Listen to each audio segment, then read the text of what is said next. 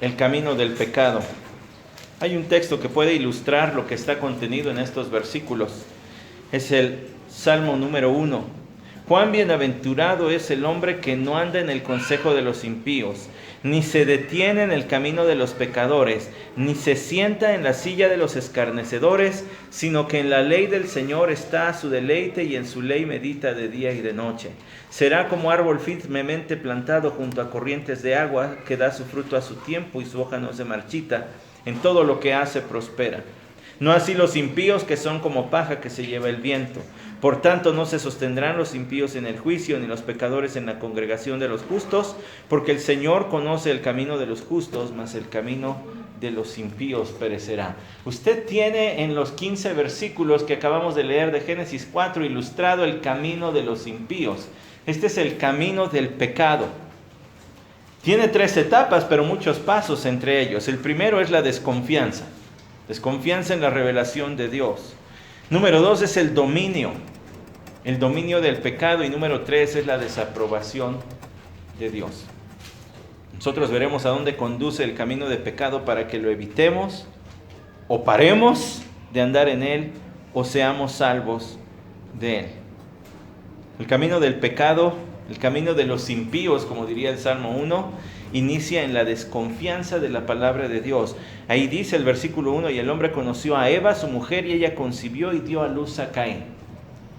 Es decir, Adán y Eva tuvieron relaciones íntimas. Eso se refiere con el verbo conocer. Es un eufemismo para no decir de manera explícita que tuvieron relaciones íntimas, sino que conoció y ella le dio a luz a Caín. Caín, que quiere decir algo así como lanza o cosa forjada de fierro, de hierro. Usted lo puede ver más adelante también ese significado, porque si avanza en la lectura puede ir al versículo 22 de Génesis 24 y dice: y Sila a su vez dio a luz a Tubal Caín, forjador de todo utensilio de bronce y de hierro. Tubal Caín, el forjador, el que forja. Entonces, el nombre de Caín tiene que ver con esto, con ser forjado. ¿Y por qué le dio ese nombre? Bueno, pues porque dice ahí al final del versículo 1, he adquirido varón con la ayuda del Señor. Algo entendió Eva de la gestación, de lo que había sucedido en su vientre, que se dio cuenta que había sido forjado, que este niño había sido forjado allí, en su vientre. ¿No habla de eso el Salmo 139? Bien que fue entretejido en lo profundo de la tierra. Tu embrión vieron mis ojos. Tú me formaste allí. Eva entendió eso y además dio gloria a Dios porque decía: querido varón con la ayuda del Señor. Eva entendió que el dar vida a un nuevo ser no es algo que los hombres hagan porque tengan el poder para realizarlo. Es algo que Dios tiene que realizar. Bueno, teniendo dificultades mi esposa y yo para tener hijos propios, he escuchado muchas historias de muchos hermanos que en amor nos han querido animar, y uno de ellos me dijo: conozco la historia de 2 hermanos que viviendo en Estados Unidos y teniendo el dinero para acceder a hospitales buenísimos de las mejores universidades, han estado en manos de los mejores doctores de Estados Unidos en tratamientos de fertilidad y aún así no tienen hijos. Claro, porque hay una parte humana y hay una parte allí médica y fisiológica, como le querramos llamar, pero está la parte divina que dice si da o no da esos hijos. Y Eva entendió que este niño le había sido dado con la ayuda del Señor y había sido forjado en su vientre también con la ayuda del Señor. Quizá ella estaba viendo la promesa, ¿verdad?, de que vendría un hijo suyo que acabaría con la serpiente, y quizá por eso ella estaba tan contenta. ¿Habrá sido Caín el tercer habitante de esta tierra? Probablemente. Probablemente no, porque después se menciona, él mismo le dice a Dios: bueno, es que cualquiera que me encuentre. Entonces puede ya haber otros habitantes allí. Lo más seguro es que sí haya sido el tercer habitante de la tierra, porque es la primera vez que se menciona que Adán y Eva tuvieron relaciones sexuales. Pero si eso es así, entonces tal vez Abel era su gemelo o su mellizo. Porque el versículo 2 dice: después dio a luz a su hermano Abel, sin mencionarse una nueva relación. Quizá estos eran gemelos. Y ahora, la intención era que multiplicarse y llenar la tierra, ¿no? Así que quizá Dios le concedió a Eva, pues 2 de una vez. Es posible, aunque no podemos ser terminantes con esa conclusión. Después dio a luz a su hermano Abel. Ya dijimos, Caín, lanza o algo forjado. Abel quiere decir soplo o suspiro. Difícilmente nosotros le pondríamos a un hijo soplo, ¿verdad? Difícilmente le diríamos, suspiro, ven. ¿Cómo él se va a llamar allí en el registro civil? Suspiro. Pues no le pondríamos así, pero parece que el nombre de Abel fue algo que Dios puso en el corazón de sus padres, llamarle así, porque este hombre vivió poco tiempo. Murió joven.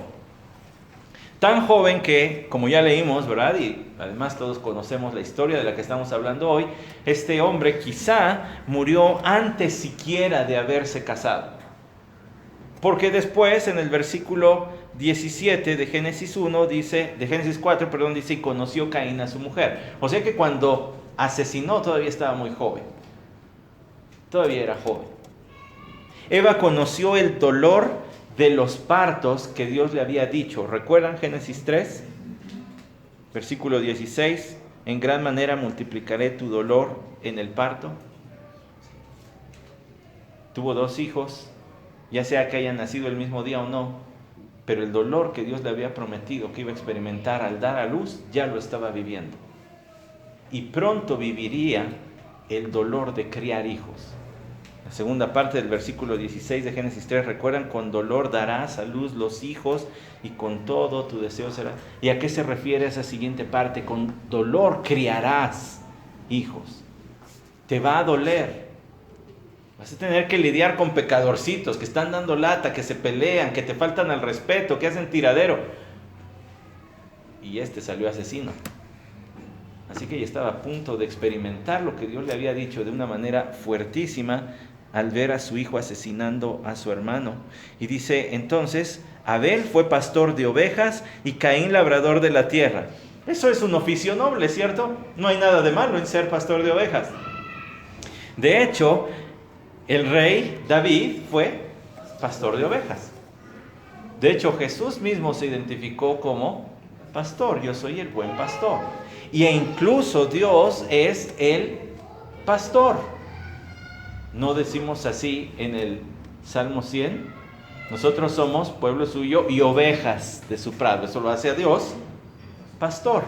Entonces no tiene nada de malo. Él no está haciendo nada malo, pero tampoco Caín.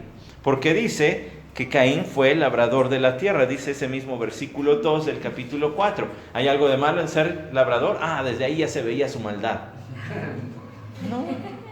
No, ¿por qué? Porque el profeta Eliseo fue agricultor, de acuerdo al primer libro de Reyes 19, versículo 19. Vos, un gran hombre del Antiguo Testamento, uno que, ya soy yo, ¿verdad? Es mi opinión, uno que encarna la virilidad bíblica desde el Antiguo Testamento es vos, en el libro de Ruth, y era agricultor. Caín no estaba haciendo nada malo, es más, Dios mismo es el labrador en Juan capítulo 15. Y los dos estaban cumpliendo con la responsabilidad que Dios le había dicho a su padre Adán, ¿cierto? Regrese a Génesis capítulo 1, vea lo que dice el versículo 26. Y dijo Dios, hagamos al hombre a nuestra imagen, conforme a nuestra semejanza, y ejerza dominio sobre los peces del mar, sobre las aves del cielo, sobre los ganados. Ahí está Abel, ejerciendo dominio sobre los ganados, ¿cierto? Y le voy a decir algo, es probable que haya estado dominando incluso sobre ovejas. ¿Por qué? Porque las ovejas son un animal que no puede subsistir sin el hombre. Hay quienes suponen que el primer animal que fue sacrificado allá en Génesis 3 para cubrir con pieles a Adán y Eva fue una oveja. Es posible, la oveja siempre tiene que estar cerca del hombre porque no tiene colmillos, no tiene garras, no es la más rápida, no es la más fuerte, no es la más grande. Está a merced de casi cualquier depredador.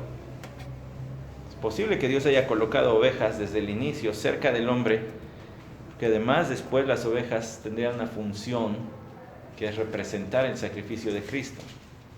Pero también Caín estaba cumpliendo con lo que se le dijo a Adán, ¿cierto? Génesis capítulo 3, versículo 19, con el sudor de tu rostro comerás el pan hasta que vuelvas a la tierra. Ahora vas a tener que trabajar la tierra. Los dos estaban haciendo algo que Dios dijo y que es en sí, bueno, es trabajo, es una forma honrada de ganarse la vida. Versículo 3, y aconteció que al transcurrir el tiempo, Caín trajo al Señor una ofrenda del fruto de la tierra. Escuche, aquí se está hablando de una forma de adorar a Dios, de un tiempo para adorar a Dios y de un lugar para adorar a Dios. Y eso siguió en todo el Antiguo Testamento. No, Dios mandó que se erigiera un tabernáculo y luego permitió la construcción de un templo. ¿Y por qué había uno solo? Porque hay un solo Dios. Y cuando se les ocurrió a los judíos poner otro templo, cuando se dividió el reino y poner otro templo, Dios no le gustó, porque eso es decir como que hay dos dioses. Sin embargo, para el Nuevo Testamento, las reglas culturales que regían la adoración se acabaron. Y ya no hay un solo sitio donde debamos ir a adorar. Ahora podemos adorar en donde estemos. No hay un solo templo, porque nosotros somos el templo. No hay un solo estilo de adoración, como sí tenía el pueblo judío, porque antes era una nación la que adoraba a Dios. Ahora somos de todas las naciones. Entonces, si usted va a Veracruz, no se extrañe de escuchar himnos con marimba. Si va a lugares más tropicales, no se extrañe de escuchar allí unos ritmazos cumbiancheros en la iglesia. Si va a Europa, no se extrañe del órgano y toda la formalidad. Pero aquí Dios ya había dado instrucciones. Por eso mire lo que dice: aconteció que al transcurrir el tiempo, literalmente esa frase se podría traducir al fin de los días, determinando un ciclo. O sea, había un tiempo definido para ofrecer estas ofrendas. Pero también había un lugar, porque dice Caín trajo. No dijo Caín ofreció ahí donde estaba, sino que tuvo que cultivar, tuvo que cosechar y luego lo llevó al lugar indicado. ¿Cierto? Pero en el contexto de Génesis, ¿en dónde se ordenó un lugar? Pues en los 3 capítulos anteriores no se ordenó ningún lugar. Sin embargo, si usted va al capítulo 3, dice que Dios echó al hombre del jardín del Edén. Y luego en el versículo 24 dice: expulsó pues al hombre al oriente del huerto del Edén, puso querubines y una espada encendida que giraba en todas direcciones. Probablemente la espada encendida era una forma de la Shekinah, es decir, una forma visible de la presencia de Dios. Y le voy a decir por qué. Y esto ya lo expliqué cuando vimos Génesis 3, del 20 al 24. ¿Por qué? Porque los querubines siempre están relacionados con la presencia de Dios. ¿No es así Isaías 6, del 1 al 3? ¿Recuerdan el llamamiento del profeta Isaías? Entonces, en el año en que murió el rey Usías, entré yo y vi al Señor sentado en el templo, y vi al Señor sentado sobre un trono grande y sublime, y las faldas de su manto llenaban el templo. ¿Recuerdan eso, verdad? Y había ahí seres vivientes que decían uno al otro: santo, santo, santo, Jehová de los ejércitos. Recuerda también lo que dice el libro de Apocalipsis, capítulo 4, versículos 6 al 8, describe la misma escena. Dios en el trono y ahí querubines que había sobre el arca del pacto. Había una tapa que tenía 2 querubines viendo hacia adentro del arca. Y el hecho de que Dios haya puesto 2 querubines allí en Génesis 3:24 habla de lo mismo. Debe estar relacionado con la presencia de Dios. Y yo soy de los que piensan que el lugar a donde Caín llevó la ofrenda fue ese sitio. Dios marcó, y así lo expliqué cuando hablamos de Génesis 3, 20 al 24. Dios marcó un sitio donde iban a poderse seguir relacionando con Él. Los expulsó del paraíso, pero no rompió toda la relación con el hombre. Y puso querubines que guardaran este sitio, para que nadie ni nada impidiera al hombre seguir buscando a Dios. ¿De dónde sacaron la idea Caín y Abel que tenían que ofrecer ofrendas? Seguramente sus padres se lo enseñaron. ¿Y de dónde sacaron Adán y Eva esa idea? Pues seguramente como vieron a Dios sacrificar un animal. Pastor, ya está suponiendo mucho. Sí, pero es que aquí no hay información, y le voy a decir que sí hay. Hay otros versículos que hablan de esto mismo, pero los voy a reservar ahorita al versículo siguiente. Dice, también Abel, por su parte, trajo de los primogénitos de sus ovejas y de la grosura de los mismos. Como era ganadero, trajo de lo mejor. Y el Señor miró con agrado a Abel y a su ofrenda, y el Señor miró con agrado a Abel y a su ofrenda, pero a Caín y a su ofrenda no miró con agrado. Y la gran pregunta a través de los siglos ha sido, ¿por qué? ¿Por qué?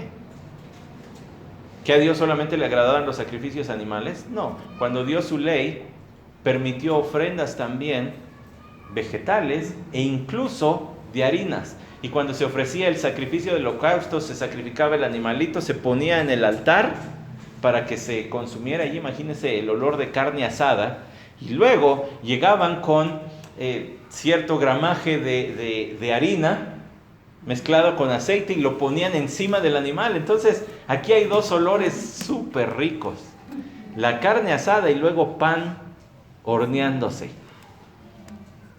¿Ya se imaginó el olorcito?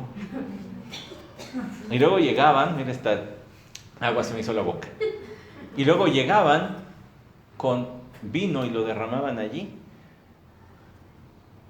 y así terminaba toda la ofrenda, toda la ceremonia. Entonces, ¿qué? ¿Dios se agradó por la clase de sacrificio? ¿O por qué? ¿Que Dios no aceptaba la ofrenda de Caín como vegetal?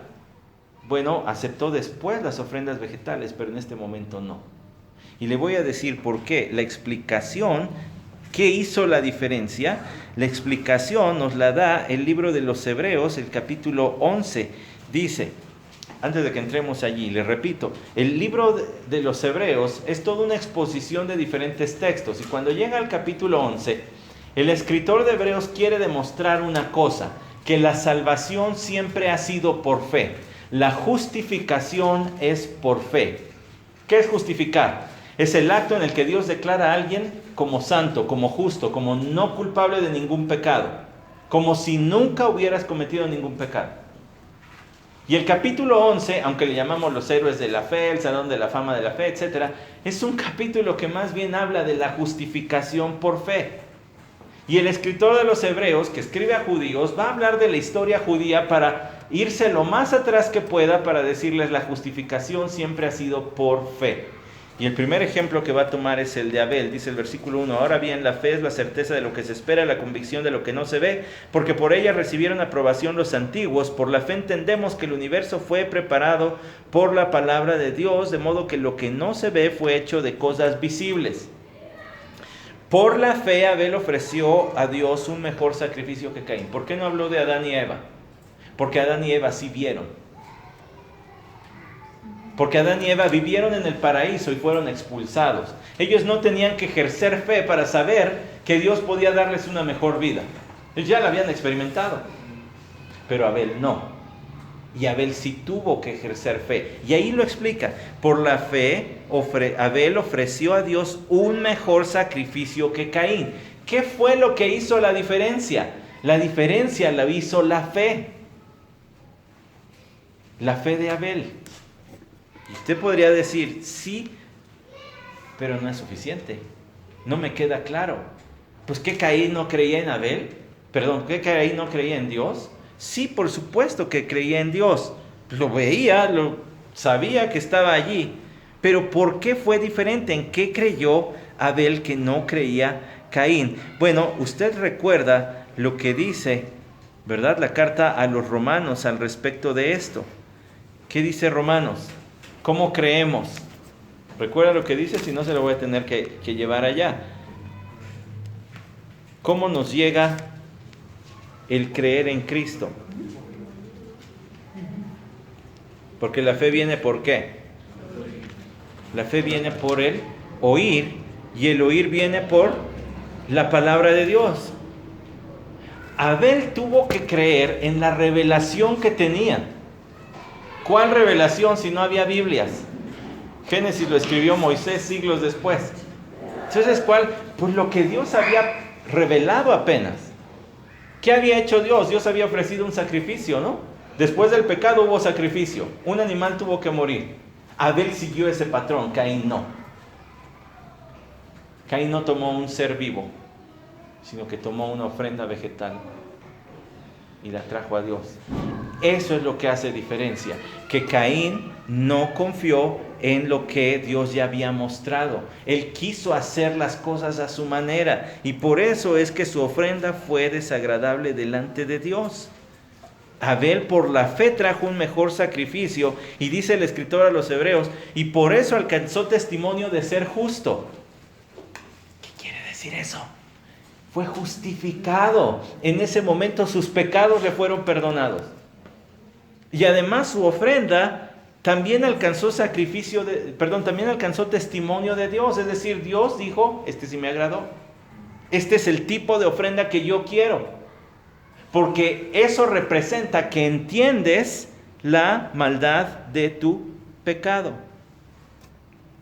Entiendes la gravedad de tu pecado, que debes morir. Y si tú me traes un sacrificio de algo que no estaba vivo, eso me muestra que tú no entiendes qué tan grave es tu pecado. Y cuando la gente pretende reconciliarse con Dios haciendo buenas obras, no entiende que necesita un sustituto, y ese sustituto fue Cristo. Y eso no agrada a Dios, sigue siendo lo mismo. Hebreos 9:22 dice, y según la ley casi todo es purificado con sangre, y sin derramamiento de sangre no hay perdón. Con lo poco que sabía, Abel entendió que tenía que haber sangre derramada, si no, no habría perdón. Caín no entendió eso, o no lo quiso reconocer. Romanos 7:17 es donde dice así que la fe viene del oír y el oír por la palabra de Cristo. Entonces, ¿cómo llegamos a tener fe? Escuchando y obedeciendo lo que Dios dice. Por eso Abel fue justificado, no por su sacrificio, sino por la fe. Y esa fe se mostró en obediencia que llevó al sacrificio. O sea, no fue justificado por las obras, sino que sus obras demostraron que tenía fe en lo que Dios había dicho. Había una revelación conocida por todos, porque de hecho Dios le dice a Caín, versículo 7, si haces bien, no serás aceptado, y si no haces bien, hay un bien. Hay algo que tú ya sabes cómo se debe hacer. Entonces ya había una revelación muy pequeñita, muy primitiva, muy tiernita todavía, pero ya había una revelación, ya sabían cómo Dios demandaba las cosas. Pero a Caín y a su ofrenda no miró con agrado. Y entonces Caín se convirtió en el primer hombre en crear una falsa religión. Porque quiso acercarse a Dios a su manera, no como Dios decía. Voltea a su alrededor, no de este salón, pero en la sociedad. Y todo el mundo quiere acercarse a Dios como le conviene, con lo que le conviene de Dios. Y se inventan un Dios que se asemeja al de la Biblia, es más, le llaman Dios, pero que no es el de la Biblia y por tanto ya es un ídolo. Es triste, pero es la realidad. Y hasta que usted y yo veamos a la gente así, vamos a sentir el deseo y la necesidad de predicarles. Mientras que pensemos que los cristianos están en un extremo y los satánicos están en el otro extremo de la cuerda, no veremos a la gente en la necesidad que tiene de Dios. En realidad, el que no es cristiano está del otro lado, completamente, 180 grados opuesto. Por eso es necesario que veamos esto. Dice además ese mismo versículo 5, y Caín se enojó mucho y su semblante se demudó, y esta es una expresión súper gráfica. Porque dice que Caín se encendió, se enojó mucho, se encolerizó. De esas que se cambia el rostro tanto que se pone rojo, del coraje. Y le tengo algo más. Cuando dice allí, su semblante se demudó, cuando habla de ese demudar el semblante, a lo que se refiere es a agachar. Literalmente se podría traducir como colgó la cabeza, es decir, la dejó caer. Como cuando alguien quiere dar una apariencia sombría, intimidante, amenazante, ver de abajo hacia arriba a otra persona con odio. Lo sorprendente, hermanos, está en el versículo 6. Entonces el Señor dijo a Caín: ¿por qué estás enojado? ¿Y por qué se ha demudado tu semblante? Dios reconoció, es omnisciente, sabía el grado de enojo de Caín. Y que además había tomado una postura de odio. Y no se nos dice a quién. Estaba encolerizado y tomó una postura, ha visto, ¿no? Por lo menos en las películas, de gente que se enoja y agacha la mirada como queriendo tomar un arma y matar al otro. A esa es la postura a la que se refiere aquí. Pero no se nos dice que contra su hermano Abel. Y el primero que se acerca es Dios. ¿Por qué? ¿Por qué miras así? Quizás su enojo estaba dirigido tanto a Abel como a Dios. A final de cuentas, el que había rechazado su ofrenda era Dios, no Abel. Podía haber sentido envidia de su hermano Abel, pero dice que sintió coraje. Más bien su coraje debe haber sido contra Dios. Este es el camino de Caín, como dice Judas, versículos 10 y 11. Mas estos blasfeman lo que no entienden, y las cosas que como animales irracionales conocen por instinto, por estas cosas son ellos destruidos. Ay de ellos, porque han seguido el camino de Caín. Todos aquellos que se inventan una religión terminan adorando a un Dios que no es Dios y que no puede salvar, se terminan adorando a sí mismos y más bien terminan en rebelión y en odio contra Dios, porque no eres el Dios que yo quiero, al que yo me puedo acercar como yo quiera. Por eso te odio, porque no eres como yo quiero, no eres el Dios que yo quisiera que tú fueras. Y se enojó mucho, su semblante demudó. El Señor le dijo: ¿por qué estás enojado y por qué se ha demudado tu semblante? Tu reacción es totalmente innecesaria. Fíjese la expresión de gracia de Dios en el versículo 7. Si haces bien, ¿no serás aceptado? Corrige, Caín, corrige. La próxima vez trae el sacrificio como yo lo deseo, y se acabó. Ojo, hermanos, porque Adán y Eva incurrieron en una falta y los echó del paraíso. A este le está extendiendo gracia. A este le está diciendo: la próxima vez hazlo bien y no hay problema. Si haces el bien, seguro te voy a aceptar. ¿No serás aceptado? Es una pregunta retórica.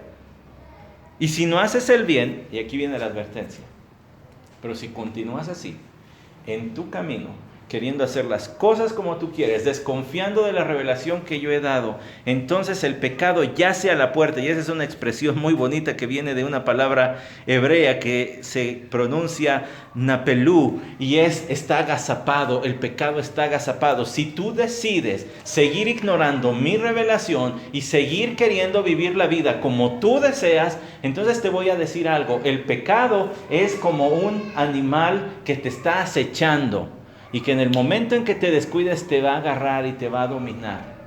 ¿Ha visto usted algún video? Digo, no son videos muy bonitos de ver, pero ¿ha visto alguno de ustedes algún video en YouTube quizá, o en algún documental de gente atacada por un oso, por ejemplo, o por un tigre? ¿Ha visto la fuerza descomunal de esos animales? Los mueven, bueno, al menos han visto un torero cuando es agarrado por el toro, prendido por el toro, los sacuden como trapos. Dios le está diciendo a Caín: si tú persistes en el camino de pecado, si no paras ya de pecar, el pecado va a dominarte hasta el grado en que te va a sacudir y va a acabar con tu vida. Así que deja de hacer eso ya. Pareciera un pensamiento: es inocente, al rato pido perdón. Una mirada: es inocente, al rato pido perdón. Una palabra: es inocente, al rato pido perdón. Pero lo que no sabes es que ese pecado va a crecer como una enredadera que al rato ya no te vas a poder librar. Hay en ciertas partes del mundo una especie de setos espinosos cuyas espinas son como ganchos. que cuando una persona cae en ellos, si no es un experto en supervivencia, necesita de la ayuda de otros, o se va a quedar allí. Porque al moverse se sigue enganchando y enganchando y enganchando, hasta que ha habido gente que se queda enganchada y se muere allí, de pie, de sed, de hambre, y luego encuentran los cadáveres colgando ya nada más de las ramas. Así es el pecado. Tú piensas que te puedes desenganchar, piensas que es inocente esa mirada, esa palabra, ese pensamiento, pero en realidad lo que estás haciendo es engancharte más y más y más. Eso le pasó a Caín. Tú debes dominarlo. El pecado yace a la puerta y te codicia, pero tú debes dominarlo. Es la misma expresión que se habló acerca de Eva, y él tendrá dominio sobre ti en Génesis 3:16. Él se va a enseñorear. El pecado se va a volver tu señor, Caín. Ya no te vas a poder librar. Es grave lo que estás haciendo. Había gracia, pero tenía que tomar en serio las palabras de Dios. El versículo 8, usted puede ver el segundo punto, el dominio. Y Caín dijo a su hermano Abel: vayamos al campo. Es curioso, ¿no? Esto despierta nuestra imaginación, pues en dónde vivían, cómo vivían, que le dice vamos al campo. Pues usted y yo decimos vamos al campo y nos vamos a la Marquesa. Pero estos, bueno, lo que habla es de vamos a salir de aquí, donde es nuestra habitación, donde estaban quizás sus padres también, vayamos al campo. Hay una premeditación en su actuar. Y aconteció que cuando estaba en el campo, Caín se levantó contra su hermano Abel y lo mató. Note que en ese versículo 2 veces aparece la frase su hermano. Hay un énfasis en que eran hermanos. Se levantó contra su hermano. Estaba tan molesto Caín que terminó desquitándose con quien podía desquitarse. A Dios no lo podía matar, pero a su hermano así. Y entonces decidió ir por su hermano. ¿Por qué es tan grave el pecado del asesinato? Bueno, dice Génesis capítulo 9, si quiere ir rápido, allí están unas páginas. Génesis capítulo 9, versículo 6. El que derrame sangre de hombre, por el hombre su sangre será derramada, porque imagen de Dios hizo él al hombre. ¿Cuál es la gravedad del pecado del homicidio? Que estás matando a alguien que es poseedor de la imagen de Dios. Ahora, si eso le espanta, quiero que vaya a lo que dice Santiago en su carta, en el capítulo 3, para que vea cuando él habla de la lengua, qué es lo que dice acerca de esto. Versículo 9, Santiago 3:9, con ella bendecimos a nuestro Señor y Padre, y con ella maldecimos a los hombres que han sido hechos a imagen de Dios.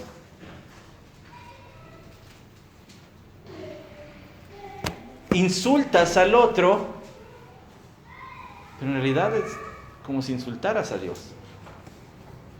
Matas a este porque no puedes matar a Dios, porque te molesta lo que ves de él, lo que ves de Dios en él. Y así Caín mató a Abel porque no podía matar a Dios. Y no fue un accidente, había premeditación. Ellos sabían cómo era matar, porque habían quizá visto a sus padres muchas veces ofrecer sacrificios, y si no, Abel acababa de ofrecer uno ante Dios. Así que ellos sabían que había ciertas cosas que había que realizar para matar.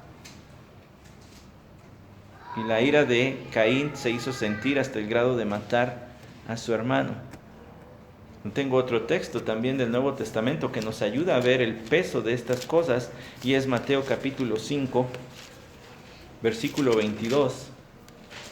Desde el 21 leo: habéis oído que se dijo a los antepasados, no matarás, y cualquiera que cometa homicidio será culpable ante la corte. Pero yo os digo que todo aquel que esté enojado con su hermano será culpable ante la corte, y cualquiera que diga raca a su hermano será culpable delante de la corte suprema, y cualquiera que diga idiota será reo del infierno de fuego. Y entonces el Señor lo lleva todavía más allá. No necesitas llegar al asesinato con que insultes a tu hermano, con que le desees el mal. Es como si tuvieras en tu corazón el deseo de matar. Versículo 6 de Génesis 4, el Señor le extiende gracia a Caín y él la rechaza, y en el capítulo 4, versículo 8, termina por matar a su hermano, y vea cómo se empiezan a amontonar los pecados de Caín. Empezó con falta de fe, de acuerdo a Hebreos 11, del 1 al 4, y luego se llenó de ira impía, tuvo coraje contra el que sí obedecía a Dios, luego cometió homicidio, y luego viene la mentira en el versículo 9. Entonces el Señor dijo a Caín: ¿dónde está tu hermano Abel? Y él respondió: no sé. Eso es mentir. Fíjese cómo el pecado ya está dominando a este hombre. Y le dice: no sé, ¿soy yo acaso guardián de mi hermano? Y ahora viene además la insolencia contra Dios, la falta ya de temor de Dios. Estas no son maneras de dirigirse a Dios, y él ya perdió todo temor de Dios, ya no le interesa. ¿Yo qué? ¿Soy yo acaso guarda de mi hermano?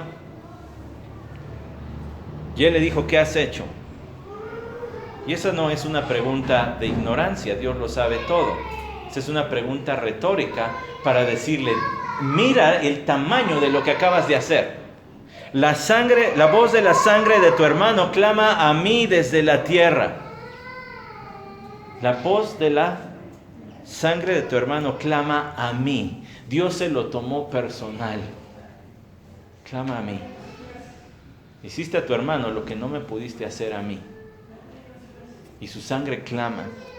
Dios siempre se toma personalmente lo que se hace contra los suyos. Siempre.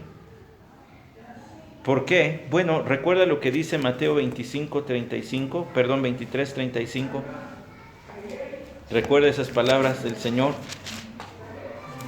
Si no, yo se las leo. Dice, está recriminándoles a los fariseos y a los escribas y les dice: por tanto, mirad, yo os envío profetas sabios y escribas, de ellos a unos mataréis y crucificaréis, y a otros azotaréis en vuestras sinagogas y los perseguiréis de ciudad en ciudad, para que recaiga sobre vosotros la culpa de toda la sangre justa derramada sobre la tierra, desde la sangre del justo Abel hasta la sangre de Zacarías. Siempre este conflicto entre los hijos de Dios y los hijos del diablo, y cuando hay sangre de los hijos de Dios derramada, Dios la toma en cuenta, no se le olvida. Le doy otro ejemplo. Apocalipsis capítulo 16, versículos 4 al 7. Hay varios de estos ejemplos, pero por cuestión de tiempo solo menciono dos. Apocalipsis 16 dice: el tercer ángel derramó su copa en los ríos y en las fuentes de las aguas, y se convirtieron en sangre, y oía el ángel de las aguas que decía: justo eres tú, el que eres y el que eras, oh santo, porque has juzgado estas cosas. Pues ellos derramaron sangre de santos y profetas, y tú les has dado a beber sangre. Lo merecen. Dios castigará allí, cuando ya está el final del Apocalipsis en las copas, Dios castigará convirtiendo toda el agua en sangre. ¿Qué va a suceder?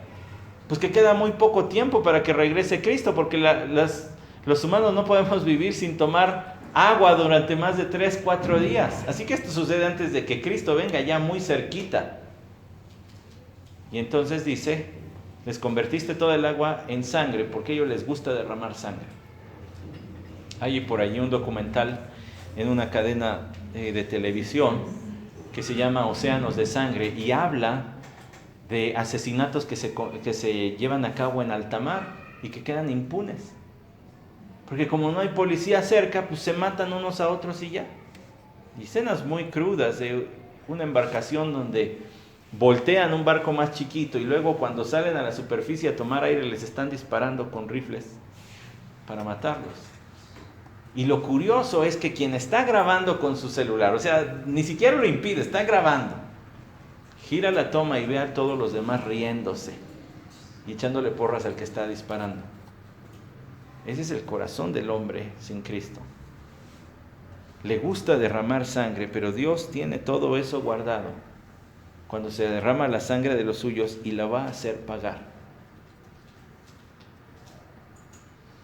La descendencia de la serpiente, ¿recuerda?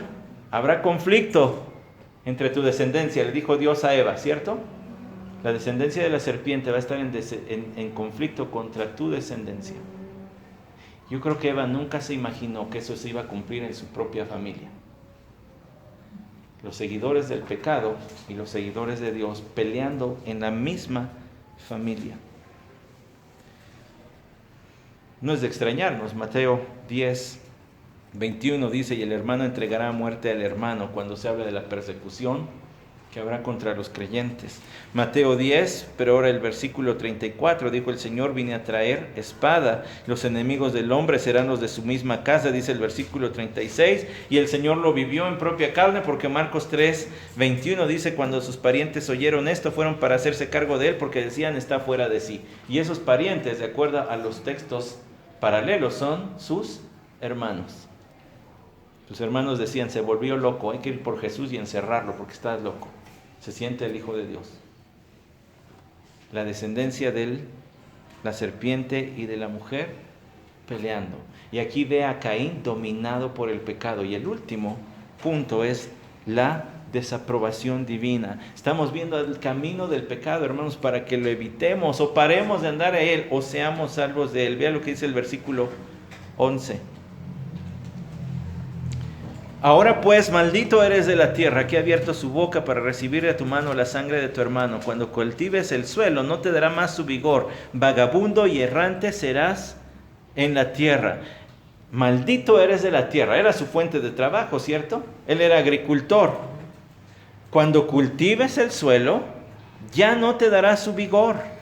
Es decir, podrás trabajar lo que quieras, pero no va a producir. Y esa es otra muestra de que Dios es el que da el fruto, ¿cierto? ¿No dijo eso el apóstol Pablo? Uno es el que siembra, otro es el que riega, pero Dios da el crecimiento. Aún hoy, cuando los hombres plantan, necesitan de Dios que dé el crecimiento. Si no, no hay crecimiento, aunque ellos sigan todas las leyes de la agricultura. Además le dice que será vagabundo y errante en la tierra. ¿Qué quiere decir? No vas a ser más sedentario, ahora vas a ser nómada. Ya no te vas a poder establecer y de la misma tierra producir tu alimento. Como ya no te va a producir, ahora vas a tener que andar por todos lados buscando alimento. Una vida sin rumbo, una vida sin productividad. Y le dice que no tendrá arraigo. No tendrá arraigo. Ahora vas a tener que andar por todos lados por lo que hiciste. Y sin embargo, uno esperaría que Caín tenga otra reacción. Una vez que ha recibido la desaprobación de Dios, que entre en razón y diga: sí es cierto, me lo merezco, Dios perdóname, ¿qué hago? Ya lo maté, pero ¿qué hago yo? Me disculpo con mis padres.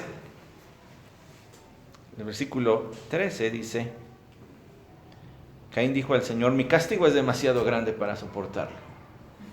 No hay ni sombra de arrepentimiento, porque está diciendo: lo que hice no es para tanto.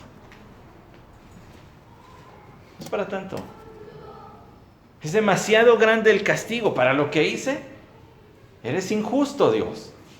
Me estás castigando más allá de lo que debes. O sea que no entendió la gravedad del pecado, por eso no llevó un sacrificio y por eso se atrevió a matar, pero también por eso dijo: Dios es injusto. Y tanta gente hoy dice: Dios es injusto. ¿Cómo que nada más creyendo? ¿Cómo que haciéndose cristiano? No. Dios nos ama a todos. Todos somos sus hijos. Ve a Andrea Legarreta lo que dice en las mañanas. Todos somos hijos de Dios. Él nos ama a todos como somos. ¿Sí? Mangos. Eso no es cierto. Eso no es cierto. Dios no manda el pecado. Esa frase de Dios ama al pecador pero odia al pecado. No es cierto, porque no manda al infierno al pecado, manda al pecador. Ve qué fácil es inventarse otro Dios, como el que se había inventado Caín. No es cierto. No era para tanto Dios.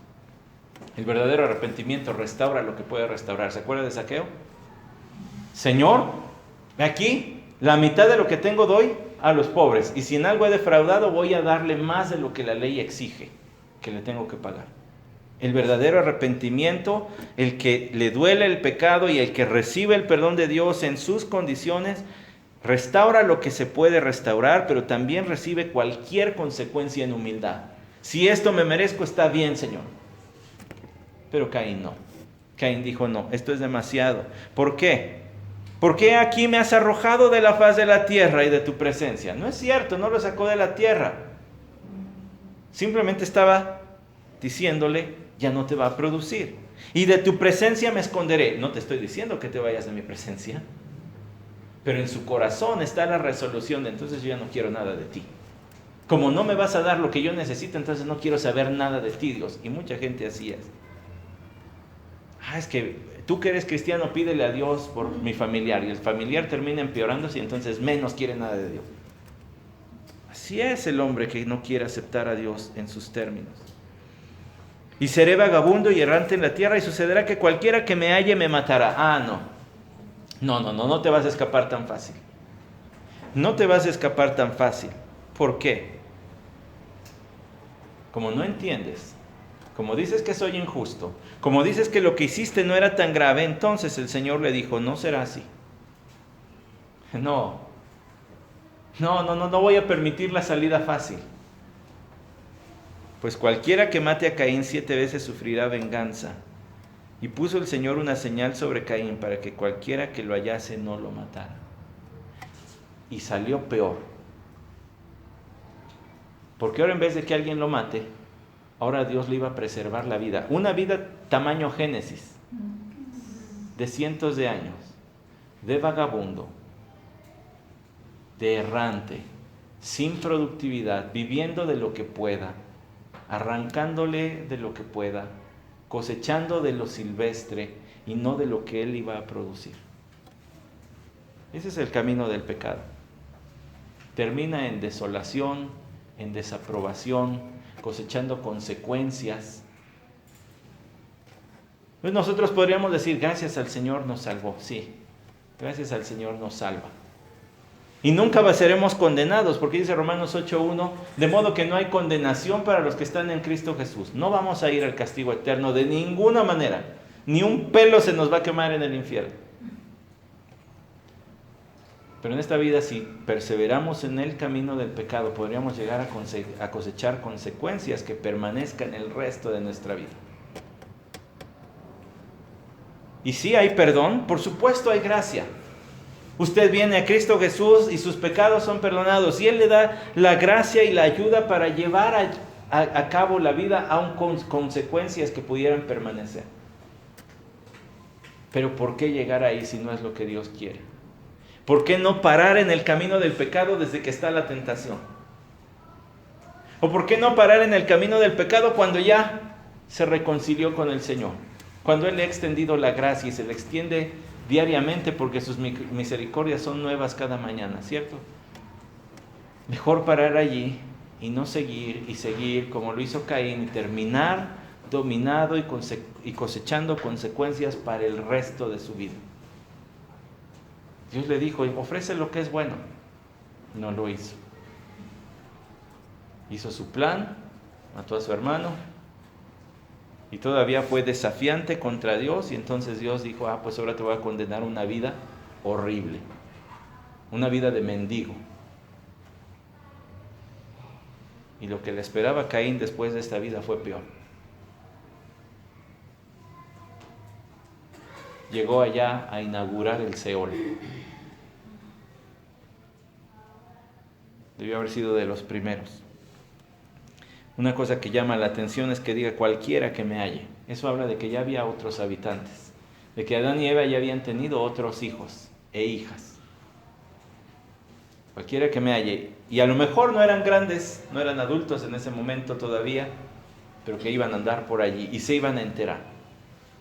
Y aquello que Dios le dijo a Eva, vas a sufrir, seguramente cuando se enteró de la muerte de su hijo Abel y a manos de su hermano Caín, le ha de haber roto el corazón.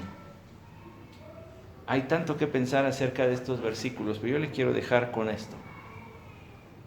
El Señor nos ha librado del camino de la perdición. ¿Para qué regresar a Él? Agradezca al Señor por su salvación. Y en momentos de tentación, huya. Y en momentos de pecado, reconcíliese con el Señor. Y abandone antes de que tenga que cosechar alguna consecuencia permanente. Y la gracia no se va a acabar. El perdón allí va a estar. La gracia para llevarle a través de esas circunstancias también estará presente. Pero tendrá que cargar con algo allí. Mejor, antes antes huya. Huya. Vamos a orar. Padre, gracias por tu palabra. Qué texto, Señor, de tu escritura tan instructivo, tan lleno de doctrina, tan lleno de práctica, tan lleno de gracia. Una vez que ya hemos experimentado tu gracia, no nos dejes volver al camino del pecado.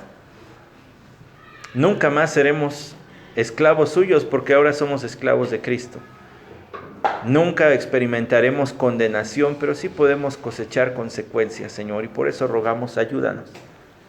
No permitas que nos aferremos al camino del pecado, sino que procuremos andar en tu camino. No en el de Caín, no en el de los impíos, sino en las pisadas de nuestro Señor Jesús.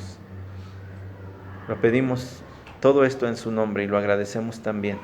Amén.